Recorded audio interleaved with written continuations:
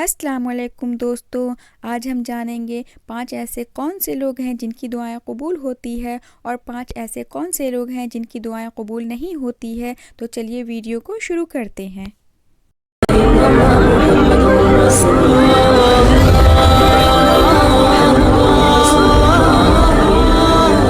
بسم اللہ الرحمن الرحیم۔ السلام علیکم پیارے دوستو، دعا مومن کا ہتھیار ہے۔ انسان کے پاس ایک ہی ایسی چیز ہے جسے ہم دعا کہتے ہیں، جو اللہ تعالیٰ سے نماز کے بعد رابطہ کرنے کے بعد اللہ تعالیٰ سے جو کچھ بھی مانگنا ہوتا ہے وہ ہم مانگ سکتے ہیں، اور اللہ تعالیٰ نے وعدہ کیا ہے کہ وہ ہر انسان کی دعا قبول کرتا ہے، ہر مومن کی دعا قبول کرتا ہے۔ دوستو، آج کے اس ویڈیو میں ہم بات کرنے والے ہیں 5 ایسی باتوں کے بارے میں، 5 ایسی غلطیوں کے بارے میں جن کی وجہ سے ہماری کوئی بھی دعا اللہ کی بارگاہ میں قبول نہیں ہوتی۔ تو یہ غلطیاں ایسی ہے جن کی وجہ سے دعائیں قبول نہیں ہوتی۔ تو آگے اس ویڈیو میں ہم اسی ٹاپک پہ بات کریں گے، تو آپ لوگ اس ویڈیو کو پورا ضرور دیکھیں۔ اللہ کے رسول صلی اللہ تعالی علیہ وسلم نے ارشاد فرمایا ہے کہ ان 5 غلطیوں کی وجہ سے انسان کی دعا قبول نہیں ہوتی ہے، اور اگر دعا مانگتے وقت آپ بھی ان غلطیوں میں سے کوئی ایک بھی غلطی کرتے ہو تو آج سے ہی اپنی ان غلطیوں میں سدھار کر لیجئے۔ تو چلیے دوستو شروع کرتے ہیں آج کی ویڈیو کو۔ دوستو، بہت سے لوگوں کا کہنا ہوتا ہے کہ ان کی دعا اللہ کی بارگاہ میں قبول نہیں ہوتی ہے۔ ایسے لوگوں کی دعا اسی لیے قبول نہیں ہوتی ہے کیونکہ ایسے لوگ دعا مانگتے وقت کچھ ایسی غلطیاں کر دیتے ہیں جن کی وجہ سے ان کی دعا اللہ کی بارگاہ میں رد ہو جاتی ہے، اور اگر قبول ہوتی بھی ہے تو ایسے لوگوں کو اس دعا کا کوئی خاص فائدہ نہیں ہوتا ہے، یعنی کہ ان کو زیادہ فائدہ نہیں ملتا ہے۔ دوستو، اگر آپ چاہتے ہو کہ اللہ کی بارگاہ میں آپ کی دعا قبول ہو تو آپ ان 5 غلطیوں کو دعا مانگتے وقت کرنے سے ضرور بچیں، کیونکہ ان غلطیوں سے بچنے کے بارے میں حضور صلی اللہ تعالی علیہ وسلم نے فرمایا ہے۔ نمبر 1، دعا ہمیشہ جائز ہو۔ دوستو، دعا مانگنے میں اس بات کا آپ ضرور خیال رکھیں کہ اللہ سے جو بھی دعا کی جائے وہ جائز ہو۔ نبی کریم صلی اللہ تعالی علیہ وسلم نے ارشاد فرمایا ہے کہ مسلمان کی ہر دعا اللہ کی بارگاہ میں قبول ہوتی ہے، بشرطے کہ آپ کسی ناجائز کام یا رشتے ناطے کو ختم کرنے کے لیے دعا نہ کریں۔ نمبر 2، دعا میں یقین کا ہونا بہت ضروری ہے۔ دوستو، صحیح مسلم شریف کی روایت ہے کہ نبی کریم صلی اللہ تعالی علیہ وسلم نے فرمایا ہے کہ جب تم میں سے کوئی آدمی دعا مانگے تو دعا کے اندر ایسا نہ کہے کہ یا اللہ تو چاہے تو میری مغفرت کر دے، بلکہ دعا مانگنے میں اسے یقین بھی ہونا چاہیے۔ اس کے بعد آپ صلی اللہ تعالی علیہ وسلم نے فرمایا کہ اللہ تعالیٰ کے لیے کوئی بھی چیز عطا کرنا مشکل نہیں ہے، اور اگر کوئی آدمی اپنی دعا میں یہ کہتا ہے کہ یا اللہ تو چاہے تو میرے اوپر رحم فرما، تو ایسا کہنے سے بھی منع فرمایا ہے۔ دعا میں یقین کا ہونا بہت ضروری ہے، یعنی کہ دعا ہمیشہ پورے یقین کے ساتھ کی جائے کہ میں جو بھی مانگوں گا اللہ تعالیٰ وہ دینے پر قادر ہے، اللہ تعالیٰ وہ دے گا، ضرور دے گا۔ تو اس یقین کے ساتھ آپ دعا مانگیے۔ نمبر 3، دعا میں جلد بازی نہ کرے۔ دوستو، دعا مانگنے میں ہم جو تیسری غلطی کرتے ہیں وہ یہ ہے کہ ہم دعا میں جلد بازی کرتے ہیں۔ اس سے بھی ہمارے نبی حضور صلی اللہ تعالی علیہ وسلم نے منع فرمایا ہے۔ اسی لیے دعا مانگنے میں کبھی بھی آپ جلد بازی نہ کریں، یعنی کہ دعا کی قبولیت میں جلدی نہ کریں۔ نبی کریم صلی اللہ تعالی علیہ وسلم نے فرمایا ہے کہ جو انسان دعا میں جلد بازی کرتا ہے اس کی دعا اللہ کی بارگاہ میں قبول نہیں ہوتی ہے۔ نمبر 4، دعا میں گمان بھی اچھا ہو۔ دوستو، دعا مانگنے میں ہم ایک غلطی یہ بھی کرتے ہیں کہ دعا مانگتے وقت ہمارا گمان اچھا نہیں ہوتا ہے، اس وجہ سے بھی ہماری دعا قبول نہیں ہوتی۔ ہم تو دعا مانگ لیتے ہیں لیکن ہمارے ذہن میں کچھ اور ہی چل رہا ہوتا ہے، کچھ اور ہی باتیں، کچھ اور ہی خیالات آتے رہتے ہیں۔ تو دعا مانگتے وقت فوکس کے ساتھ دعا مانگے۔ دوستو، نبی کریم صلی اللہ تعالی علیہ وسلم نے فرمایا ہے کہ اللہ تعالیٰ فرماتا ہے کہ میں اپنے بندے کے گمان کے مطابق فیصلہ کرتا ہوں، اور جب وہ مجھے پکارتا ہے تو میں اس کے ساتھ ہوتا ہوں۔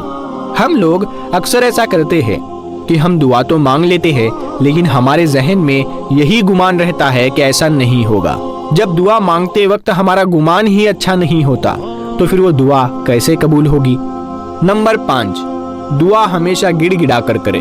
دوستو، ایسا نہ ہو کہ جب آپ پریشانی میں ہو تبھی آپ اللہ کو یاد کریں اور دعا مانگے، بلکہ جب آپ خوش ہو तब भी अल्लाह को याद करें, और परेशानी में हो तब भी अल्लाह को आप याद करें और अल्लाह से दुआ करें। दुआ हमेशा अल्लाह की बारगाह में गिड़गिड़ा कर ही करें। दुआ में कभी भी मौत की ख्वाहिश ना करें। अगर कभी जिंदगी से बेजार हो भी जाओ तो आप इस तरह से दुआ करें कि या अल्लाह जिंदा रख तब तक जब तक जिंदगी मेरे लिए बेहतर है, और मौत अता कर जब मौत मेरे लिए बेहतर है। तो दोस्तों, आप मौत की दुआ कभी ना करें, मौत की ख्वाहिश कभी ना करें। और दोस्तों, दुआ पूरी उम्मीद और खौफ के साथ मांगी जाती है। उम्मीद इस बात की कि मेरा अल्लाह दुआ जरूर कबूल करेगा, और खौफ इस बात का कि अल्लाह की पकड़ एक बड़ी सख्त है और वो अपनी मर्जी का मालिक है।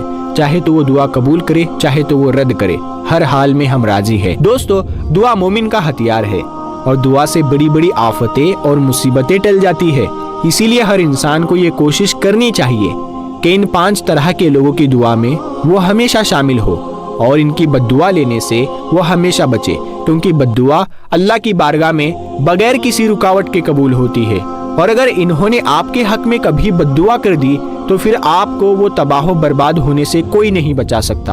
तो दोस्तों, वो 5 तरह के लोग कौन से हैं जिनकी दुआ हो या फिर बद्दुआ हो जो अल्लाह की बारगाह में बहुत जल्दी कबूल होती है। तो नंबर 1, माँ बाप की बद्दुआ अपनी औलाद के लिए, चाहे वो बद्दुआ हो या दुआ हो। प्यारे दोस्तों, रिवायतों में आता है कि माँ बाप के दिल से निकली अपनी औलाद के लिए दुआ अल्लाह ताला बहुत जल्दी कबूल करता है। यानी कि अगर माँ बाप के दिल से अपनी औलाद के लिए कोई दुआ निकलती है तो वो दुआ अल्लाह की बारगाह में बगैर किसी रुकावट के कबूल होती है। वही अगर कोई अपने माँ बाप को सताता है, अपने माँ बाप को परेशान करता है, उनकी बेहुरमती करता है, और अगर माँ बाप के दिल से कभी औलाद के लिए बद्दुआ निकल जाती है तो वो बद्दुआ भी अल्लाह ताला बहुत जल्दी अपनी बारगाह में कबूल करता है। इसीलिए दोस्तों, आप हमेशा ये कोशिश करें कि आपकी माँ बाप हमेशा आपके हक में दुआ करे, आप उनकी खिदमत करते रहे, आप उनको हमेशा खुश रखें। नंबर 2, मजबूर और लाचार बेबस लोग। दोस्तों, कुरान मजीद में इन लोगों का भी जिक्र किया गया है और अल्लाह के पैगंबर हजरत मोहम्मद सल्लल्लाहु ताला अलैहि वसल्लम ने भी फरमाया है कि जो लोग मजबूर, लाचार और बेबस होते हैं, ऐसे लोगों को भी दुआ हो या फिर बद्दुआ अल्लाह ताला की बारगाह में बगैर किसी रुकावट के कबूल ही होती है।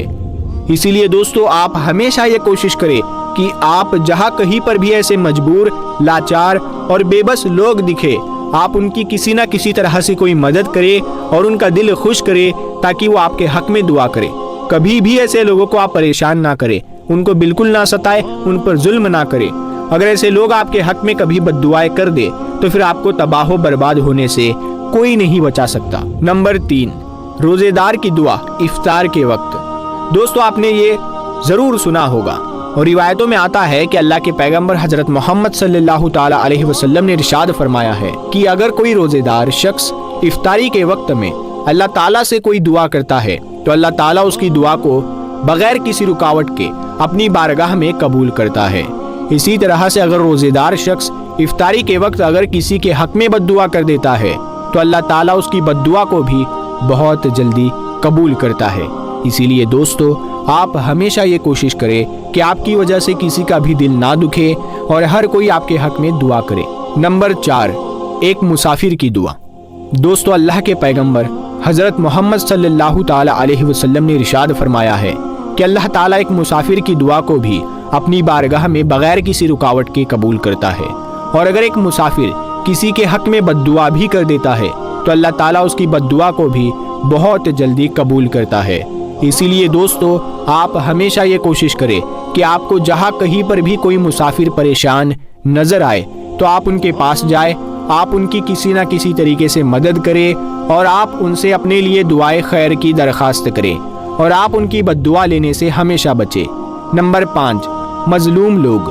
प्यारे दोस्तों, रिवायतों में आता है कि मजलूम लोग चाहे गुनहगार ही क्यों ना हो, अल्लाह ताला ऐसे लोगों की दुआ को अपनी बारगाह में बगैर किसी रुकावट के कबूल करता है। और अगर मजलूम लोग किसी के हक में बद्दुआ भी कर दे तो अल्लाह ताला उनकी बद्दुआ भी बहुत जल्द कबूल करता है। इसीलिए दोस्तों, आप कभी भी किसी मजलूम पर जुल्म ना करें, कभी किसी मजलूम को परेशान ना करें, किसी भी मजलूम को ना सताए, क्योंकि अगर वो मजलूम आपके हक में कभी बद्दुआ कर देगा तो फिर आपको तबाह बर्बाद होने से कोई नहीं बचा सकता। इसका हवाला है अबू दाऊद शरीफ। تو دوستو آپ ہمیشہ ان 5 طرح کے لوگوں کی دعا میں شامل ہونے کی ہمیشہ کوشش کریں اور ان 5 لوگوں کی بد دعا سے ہمیشہ بچ کر رہے، کیونکہ اگر ان لوگوں نے آپ کے حق میں دعائیں خیر کر دی تو آپ کامیاب ہو جاؤ گے، اور اگر ان لوگوں نے آپ کے حق میں کبھی بد دعائیں کر دی تو آپ تباہ و برباد ہو جاؤ گے۔ تو جب بھی دعائیں مانگیں تو سب سے پہلے اپنے گناہوں کی معافی کی دعائیں مانگیں کہ اللہ تعالیٰ آپ کے گناہوں کو معاف کرے، اور اللہ تعالیٰ سے ایسی دعائیں مانگیں جو جائز ہو۔